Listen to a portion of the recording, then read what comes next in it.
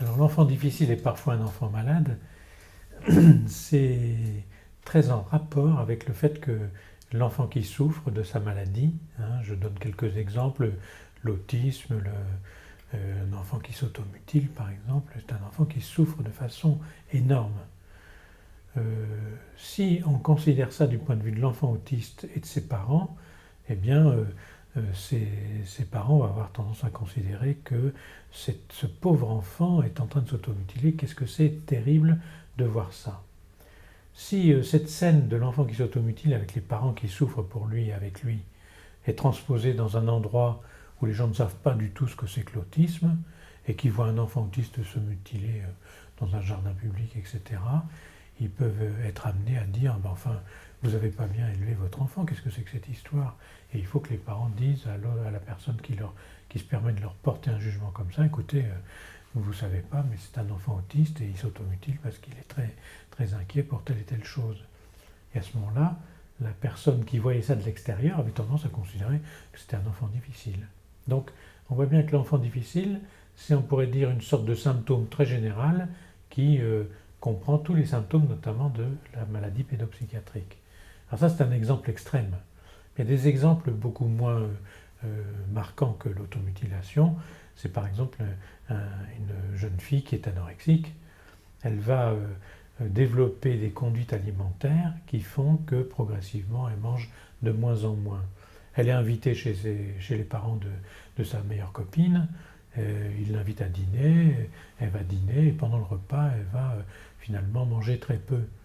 La mère de la copine, qui n'est pas au courant forcément de l'anorexie de la meilleure amie de sa fille, va lui dire mais écoutez, reprenez-en, mangez-en davantage, pourquoi ce que j'ai fait à manger ne vous plaît pas? Et donc la jeune fille va se forcer à manger pour faire plaisir à la mère de sa copine, et puis finalement après le repas, elle ira vomir dans les toilettes. Alors quand la copine sera partie après le repas, la mère dira à sa fille, dis donc ta copine là c'est quand même quelqu'un de difficile, hein. Il est très capricieux pour les repas, elle n'aime pas ci, etc. Et il va falloir que la copine dise ben, je t'en ai pas parlé encore, mais tu sais, elle a une anorexie mentale, c'est une maladie très importante, et en fait, c'est pas du tout qu'elle est difficile ou qu'elle est capricieuse, c'est qu'elle souffre profondément de quelque chose qu'elle n'arrive pas à exprimer facilement.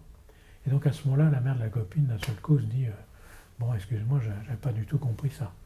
Donc à chaque fois, de la part des gens qui sont étrangers à la planète de la souffrance psychique que nous travaillons en pédopsychiatrie ordinaire, eh bien, découvrent que les enfants qui ont des comportements jugés difficiles, en fait, cachent d'autres comportements sous-jacents qui sont les comportements qui sont en lien avec une souffrance psychique qui est souvent formidable, profonde, énorme, et qui, évidemment, produit des symptômes qui sont inhabituels.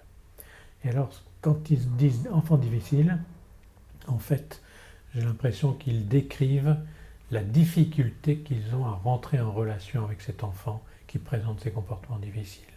Et tout le travail, c'est d'essayer de faire en sorte que les gens qui accueillent, je ne parle pas des professionnels et soignants seulement, mais les gens qui accueillent, les parents, les amis, les autres ordinaires de la vie de ces enfants et adolescents qui ont des difficultés de cet ordre-là, c'est de les aider à comprendre que sous ce comportement d'enfant difficile, il faut essayer de comprendre qu'il s'agit d'une souffrance psychique. Et souvent, on trouve dans les parents, dans les proches, dans les amis, des capacités d'accueillir cette souffrance psychique qui était tout à fait sous-évaluée. Et c'est quelque chose qui va être très important pour l'enfant de rencontrer chez d'autres que chez ses parents une compréhension, un accueil de cette souffrance qui leur permet à ce moment-là d'échapper, on pourrait dire, à la stigmatisation que enfants difficiles pourraient venir dire dans leur relation avec ces personnes. Et en fait, ça aide les gens à accueillir différemment la souffrance psychique de ces enfants, et donc d'un certain point de vue, ça aide à les soigner, puisque ça aide à détendre la pression qui est faite sur leur comportement extérieur, et ça aide à comprendre ce qui se passe à l'intérieur.